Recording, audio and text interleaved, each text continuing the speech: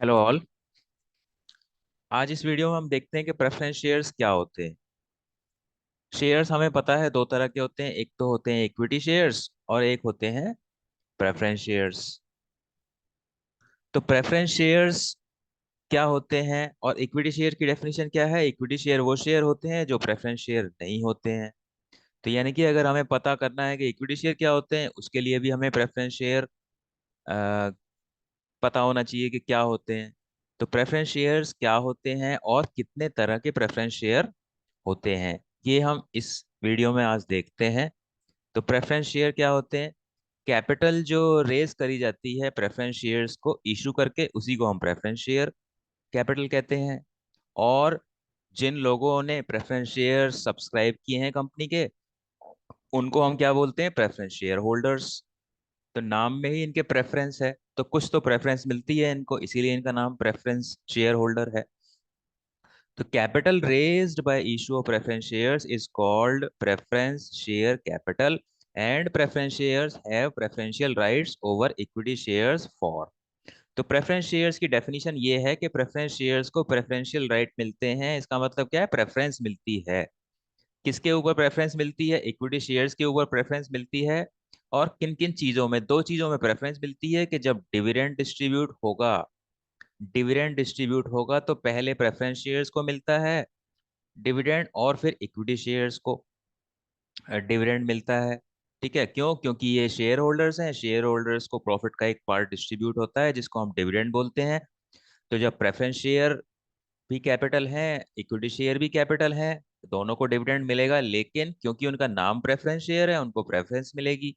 Preference मिलेगी का मतलब ये है कि डिविडेंड जब मिलेगा तो पहले प्रेफरेंस को मिलेगा, और उसके बाद अगर कंपनी को नहीं देना तो इक्विटी को कुछ नहीं मिलेगा, या फिर इक्विटी को भी मिल जाएगा। ऐसा नहीं हो सकता कि इक्विटी को प्रेफरेंस, इक्विटी शेयर्स को डिविडेंड पहले दे दिया और प्रेफरेंस को बाद में दे दिया। पहले प्रेफरेंस शेयर्स को डिविडेंड मिलता है। और अगर कंपनी बंद हो जाती है, तो कंपनी जब बंद हो जाएगी तो लोगों का पैसा वापस हो जाएगा, कैपिटल जो लगाई हुई है। तो कैपिटल भी जब वापस होगी तो प्रेफरेंस शेयर्स को इक्विटी शेयर होल्डर से पहले पैसे मिलेंगे कैपिटल के। और हो सकता है कि उसके बाद पैसे बचे ही ना, तो इक्विटी शेयर को कुछ मिले ही ना। तो इसीलिए इक्विटी शेयर्स में ज्यादा रिस्क होता है, और इक्विटी शेयर कैपिटल को रिस्क कैपिटल भी बोलते हैं। यानी कि जब भी कंपनी बंद होती है और सबको, क्रेडिटर्स को पैसा दिया जाता है, तो उस लाइन में सबसे आखिर में होते हैं इक्विटी शेयर्स। यानी कि अगर कुछ पैसा बचेगा सबको देने के बाद, फिर इक्विटी शेयर्स को मिलेगा। अगर नहीं बचा तो इक्विटी शेयर होल्डर्स को कुछ नहीं मिलेगा।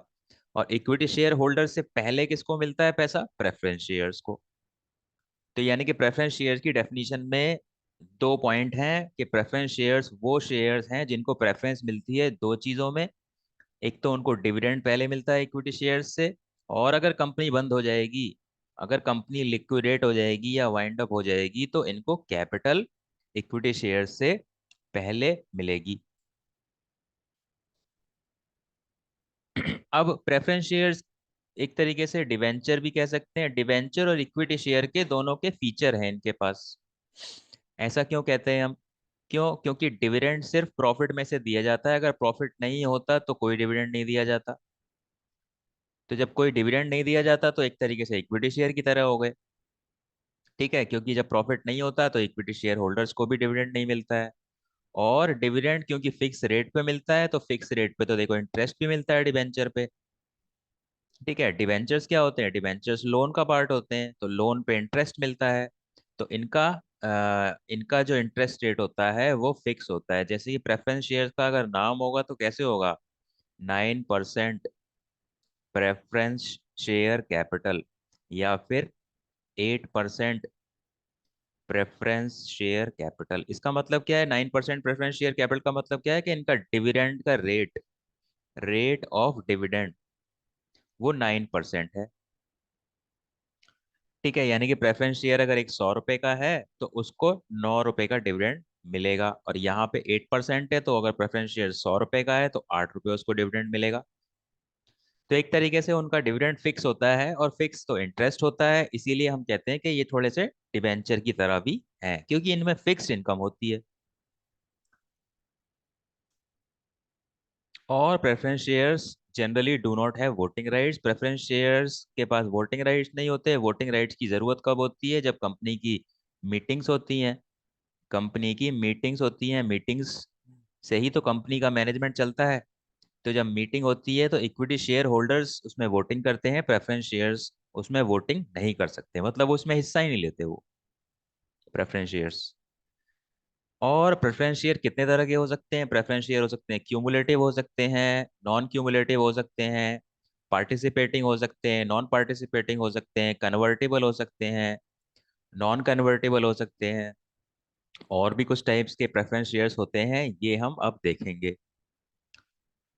तो टाइप्स ऑफ प्रेफरेंस शेयर्स तीन बेसिस होते हैं: on the basis of dividend pay out, और on the basis of convertibility, और on the basis of redeemability. On the basis of dividend pay out चार कैटेगरी होती हैं प्रेफरेंस शेयर्स की: cumulative preference share, non cumulative preference share, participatory और non participatory. ये हम देखेंगे आगे इनका मीनिंग क्या होता है। कन्वर्टिबल, कन्वर्टिबिलिटी के पॉइंट ऑफ व्यू से कन्वर्टिबल होते हैं और नॉन कन्वर्टिबल होते हैं। ऐसे ही रिडीमेबिलिटी के पॉइंट ऑफ व्यू से रिडीमेबल होते हैं और नॉन रिडीमेबल। नॉन रिडीमेबल को हम इरिडीमेबल भी बोलते हैं। तो अब देखते हैं ये सारे जो टाइप्स ऑफ प्रेफरेंस शेयर्स हैं इनके मीनिंग क्या हैं। तो on the base of dividend pay out, एक तो क्यूमुलेटिव होते हैं, नॉन क्यूमुलेटिव होते हैं। क्यूमुलेटिव का मतलब होता है कोई चीज जुड़ना। तो यानी कि अगर किसी साल में लॉस हुआ है, यानी कि आपका 2009 में लॉस हो गया, तो जब लॉस हो गया तो कोई डिविडेंड नहीं मिलेगा, ठीक है। लेकिन अगर 2010 में प्रॉफिट हो गया तो 2009 का भी डिविडेंड मिलेगा और 2010 का भी डिविडेंड मिलेगा, ठीक है। इसी को बोला जाता है cumulative dividend, cumulative preference shares. यानी कि इनका पिछले साल का जो डिविडेंड होता है वो अगले साल में मिलेगा जब प्रॉफिट होगा। तो कहने का सीधा सीधा मतलब ये है कि अगर 2009 में लॉस हुआ है या फिर किसी साल में लॉस हुआ है तो ऐसा नहीं है कि इनका डिविडेंड लैप्स हो जाएगा, वो अगले साल जब प्रॉफिट होगा तब मिल जाएगा। और ऐसे ही नॉन क्यूमुलेटिव प्रेफरेंस शेयर्स होते हैं। नॉन क्यूमुलेटिव का क्या मतलब होता है कि जब लॉस हुआ तो डिविडेंड नहीं मिलेगा और वो लैप्स हो जाएगा, यानी कि वो उनका जो डिविडेंड है वो क्यूमुलेट नहीं होगा, ऐड नहीं होगा अगली बार के लिए, लैप्स हो जाएगा। तो ये तो हो गया क्यूमुलेटिव और नॉन क्यूमुलेटिव। यहाँ पे हम डिविडेंड की बात करते हैं। उसके बाद होते हैं पार्टिसिपेटरी और नॉन पार्टिसिपेटरी। सो पार्टिसिपेटरी प्रेफरेंस शेयर्स क्या होते हैं कि जब डिविडेंड दे दिया जाता है प्रेफरेंस शेयर कैपिटल को और फिर उसके बाद इक्विटी शेयर कैपिटल को, इसके बाद भी अगर जो प्रॉफिट बचता है उसमें भी इनको दोबारा से प्रेफरेंस शेयर कैपिटल को हिस्सा मिलता है। तो ये पार्टिसिपेटरी का मतलब होता है पार्टिसिपेट करते हैं डिविडेंड में। जब सबको डिविडेंड दे दिया जाता है, इनको खुद को भी दे दिया जाता है और इसके बाद तो इक्विटी शेयर को मिलेगा आखिर में, तो इक्विटी शेयर को भी दे दिया। तो इक्विटी शेयर कैपिटल को जब डिविडेंड दे दिया उसके बाद भी जो प्रॉफिट बचा उसमें भी इनको शेयर मिलता है, तो इसीलिए ये पार्टिसिपेट करते हैं रिमेनिंग प्रॉफिट के अंदर। और नॉन पार्टिसिपेटरी क्या हो गया? जो जिनको इक्विटी शेयर होल्डर को डिविडेंड देने के बाद जो प्रॉफिट बचा उसमें हिस्सा नहीं मिलता है। ऐसे ही कन्वर्टिबिलिटी के बेसिस पे क्या होते हैं, एक तो कन्वर्टेबल प्रेफरेंस शेयर्स होते हैं और एक नॉन कन्वर्टेबल होते हैं। तो कन्वर्टेबल प्रेफरेंस शेयर्स क्या हुआ?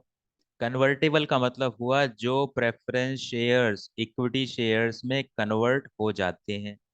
यानी कि प्रेफरेंस शेयर्स की लाइफ अगर 10 साल है तो 10 साल के बाद कंपनी क्या ऑप्शन देगी जब उन्हें इशू करती है कि 10 साल के बाद या तो आप इन प्रेफरेंस शेयर्स को वापस कर देना और ये कैंसिल हो जाएंगे, या फिर आप चाहो तो इनको 10 साल के बाद इक्विटी शेयर में कन्वर्ट कर लेना।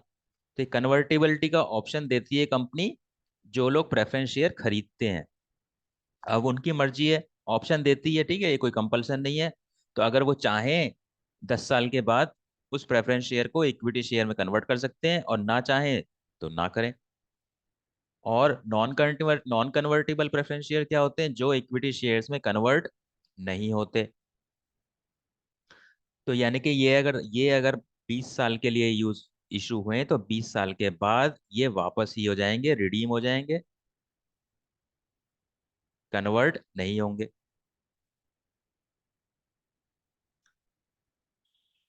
फिर है आपका ऑन द बेसिस ऑफ रिडीमेबिलिटी।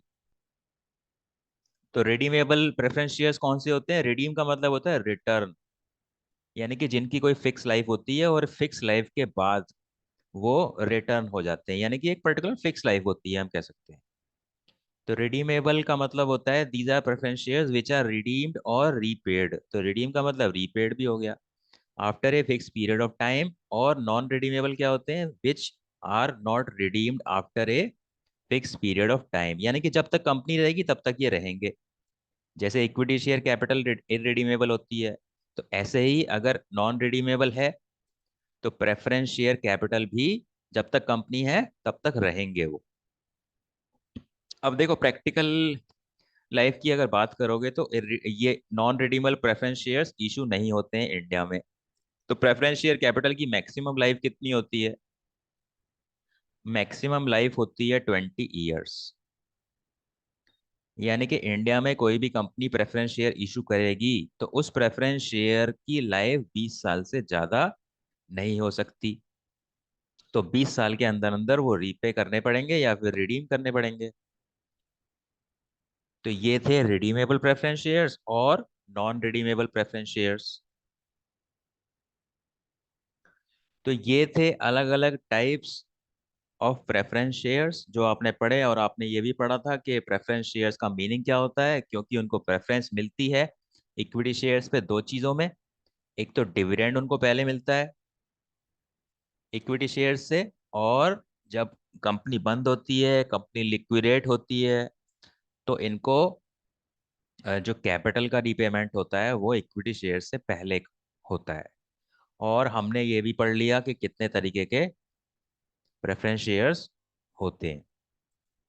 सो ये था सब प्रेफरेंस शेयर के बारे में और टाइप्स ऑफ प्रेफरेंस शेयर्स। ये आपका इलेवेंथ बिजनेस स्टडीज के पॉइंट ऑफ व्यू से भी इम्पोर्टेंट है, और ट्वेल्थ अकाउंट्स के अंदर भी आप जब कंपनी अकाउंट्स पढ़ते हो तो इसके बारे में पढ़ते हो।